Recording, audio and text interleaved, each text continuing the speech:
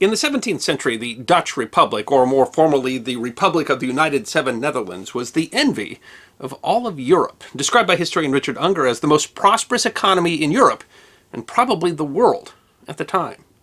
The Dutch Golden Age, when the tiny republic dominated world trade, was built on the back of her merchant fleet, the largest in the world, and her shipbuilders, whose skills exceeded the other European powers. The ships that fueled the Dutch miracle are history that deserve to be remembered.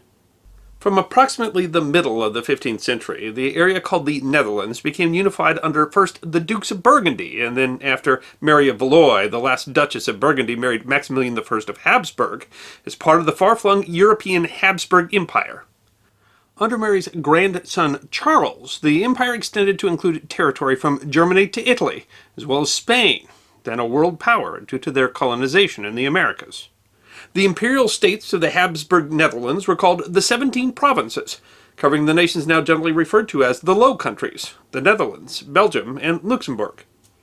The unwieldy Habsburg Empire faced constant threats both internally and externally, including significant resistance in the province of Friesland, one of the 17 provinces. The 17 provinces were, even prior to the empire, relatively entrepreneurial. The port of Amsterdam was one of the most important ports in Europe, dominating the grain trade in the Baltic region. This created something of a problem for the Habsburgs. The 17 provinces were known for being independent-minded, taking actions without imperial permission. Most notably, they were relatively tolerant of Protestantism, especially Calvinism, which was spreading from northern Europe in the 16th century. Protestant areas were important trading partners, and in a society based on trade, freedom and religious tolerance were, well, good for business. But Charles V, and later his son Philip II, were ardent Catholics who saw their role as being a bulwark against the growth of the heresy of Protestantism. Moreover, the empire was nearly constantly at war, including the Habsburg-Valois Wars in Italy and the Ottoman-Habsburg Wars in the Mediterranean. The emperor taxed the 17 provinces, using their wealth from trade to finance far-flung wars, from which the people of the provinces benefited little. In fact, the war sometimes occurred against their trading partners. Finally, both Charles and Philip attempted to improve efficiency in the empire by centralizing power, a move that offended the relatively independent-minded 17 provinces, where merchants and guilds held almost as much power as a traditional aristocracy. What had been tension under Charles became open rebellion under Philip.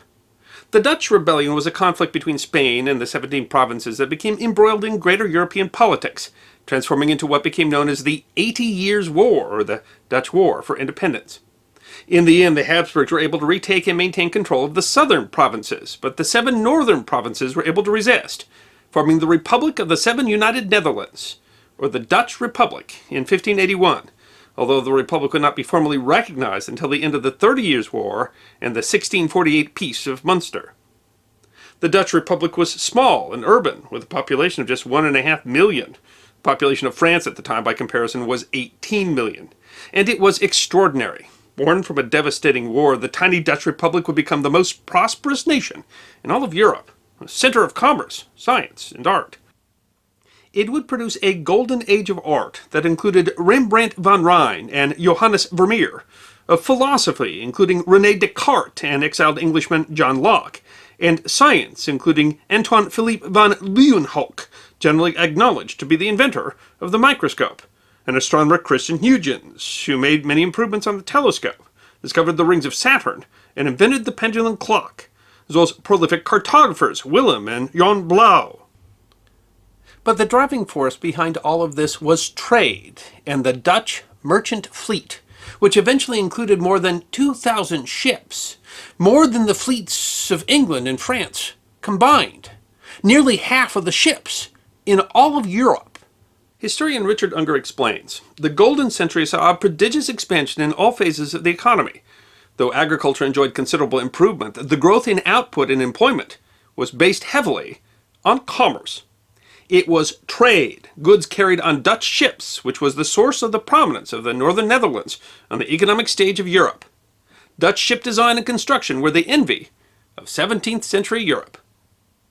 The fleet was not just the source of the trading and military power of the Dutch Republic, but it allowed the Republic to establish a powerful empire.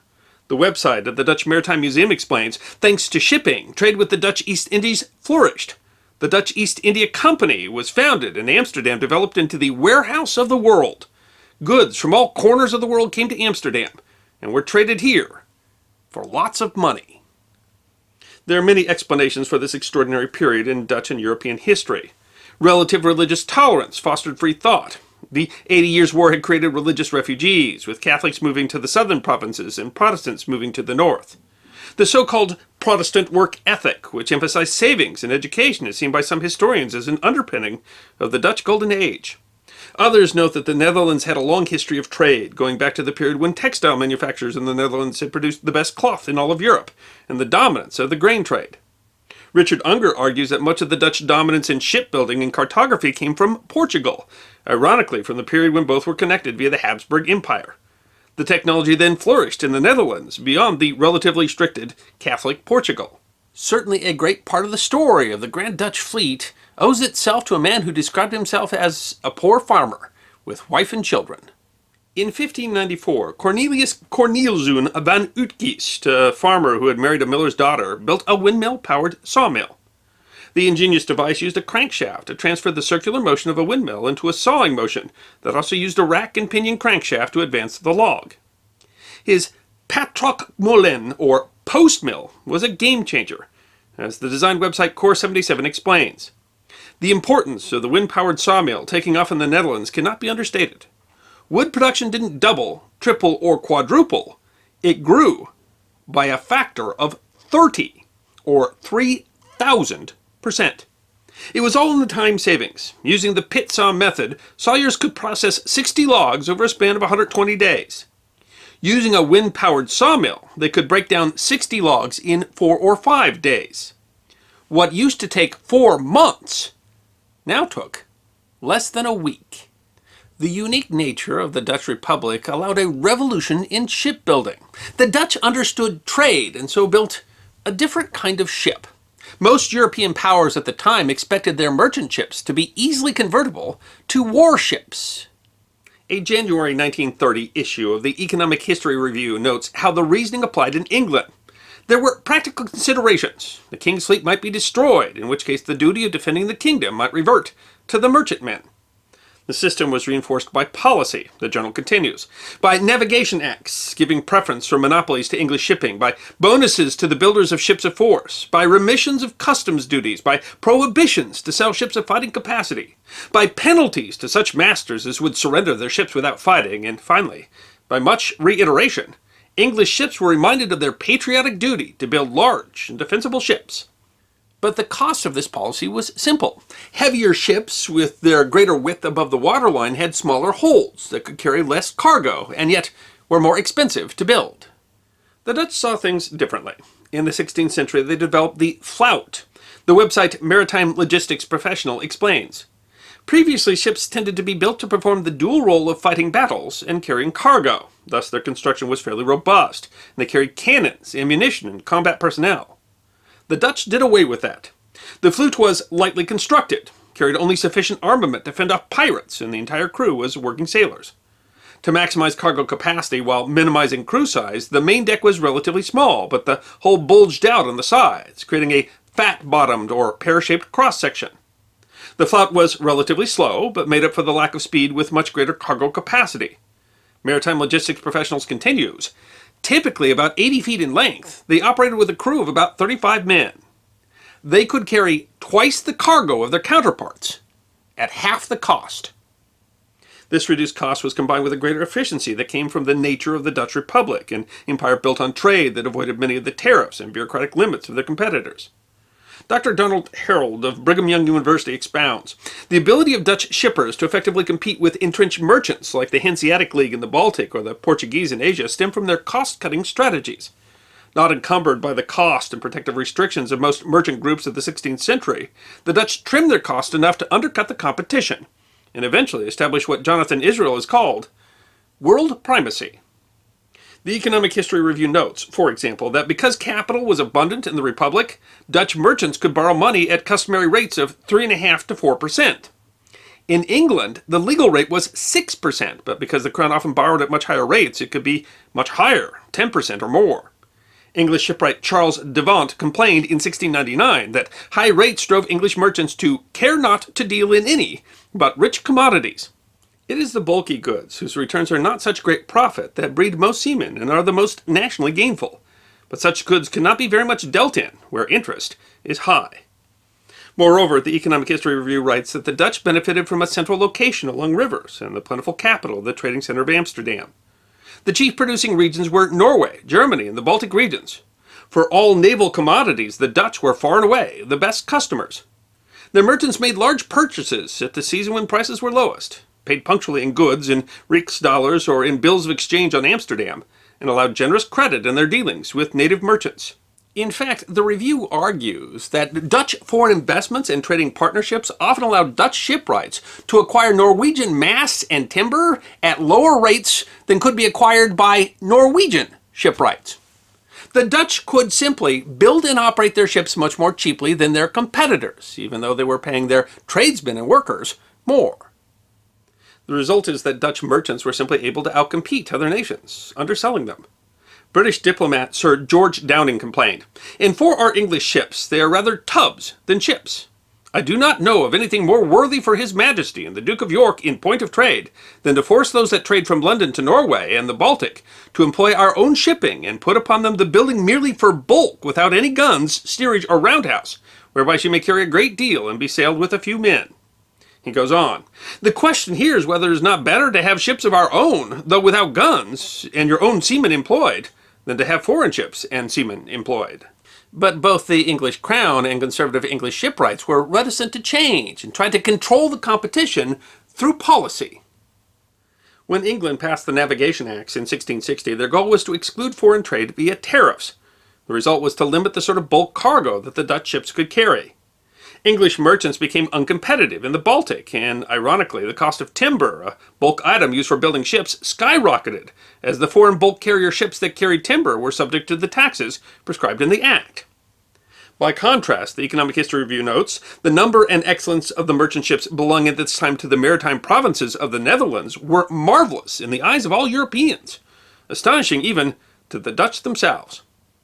This was particularly ironic, given that Dutch harbors were shallow and tended to freeze fully in winter.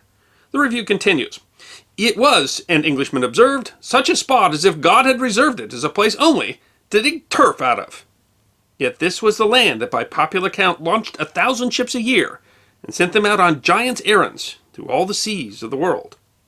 But it wasn't just those flouts that allowed the Dutch to dominate world trade. Those flouts were good and steady vessels in, say, the Baltic trade, but to dominate the worldwide spice trade, the Dutch needed heavier-built ships.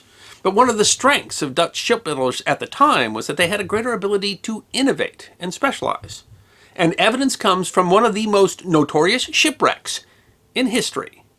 The Batavia was a Dutch East Indiaman, a ship built for the trade to the Far East, launched in 1629. A conflict between the master merchant and the ship captain resulted in a plan to take the ship off course in the hopes of causing a mutiny that would allow them to steal the ship. The attempt resulted in the ship striking a reef off Western Australia.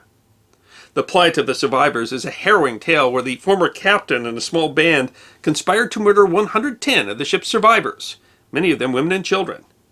When ships arrived for rescue, the mutineers were captured, tried, and either hanged or tortured. 2 were deliberately marooned, making them the first Europeans to permanently live on the Australian continent. While the gruesome story of the Batavia haunts history, the remains of the shipwreck has allowed archaeologists to determine the shipbuilding techniques that allowed the Dutch Republic to dominate the Indian spice trade. The ship was built using a time-consuming method called double planking that allowed the ship to keep the cargo dry. Dutch ships of the Golden Age were of such quality that their quality alone caused wars, Dr. Unger explains. Oliver Cromwell in England, once in power after the deposition and execution of King Charles I, in 1651 took his country into the first of 3 wars against the Dutch Republic. The goal was to undermine Dutch commerce and to capture Dutch ships so that those prizes could be incorporated into the English merchant marine. While England eventually largely prevailed in the 4 Anglo-Dutch wars, the Dutch often held their own. Their well-constructed merchant ships did not prevent them from building successful warships. While they were hampered by smaller ships owing to their shallower harbors, they made up for it in greater numbers. The golden age of the Dutch Republic only lasted for about a century. Its decline began in 1672, called the Disaster Year, when during the Franco-Dutch War much of the Republic was overrun. The Republic would recover, but its economic position was never the same and continued to decline due to the cost of participation in the War of Spanish Succession and then the War of Austrian Succession. It would not be fair to call the Dutch Republic a truly modern republic. Joop de Jong of Maastricht University described it as a mix of old and new. And yet Professor de Jong argues that the Republic, in a sense relative to the times, had unique values, including protection of the rights of the individual, the influential voice of its citizens, pragmatic tolerance towards other religions in an age of religious hatred and civil war, and a political system and culture based on consultation, persuasion, compromise, and trust. That is to say that the golden age of the Dutch Republic represented sort of a proto-model for many of the ideas that were the foundation of the modern world, and it was seen as an inspiration for many of the liberal movements of the 18th century, including for a young republic called the United States. And the strength of those ideas showed in a fleet that, in its time, marveled the world. I hope you enjoyed this episode of the History Guide, short snippets of forgotten history. And if you did enjoy, feed the algorithm by making a comment or clicking that like button. If you have suggestions for future episodes, please send those to our suggestions email box. Check out our webpage at thehistoryguide.net. And of course, we're on Facebook, Instagram, and Twitter. You can book a special message from the History Guy on Cameo and check out our merchandise at teespring.com. And if you'd like more episodes of Forgotten History, all you need to do is subscribe.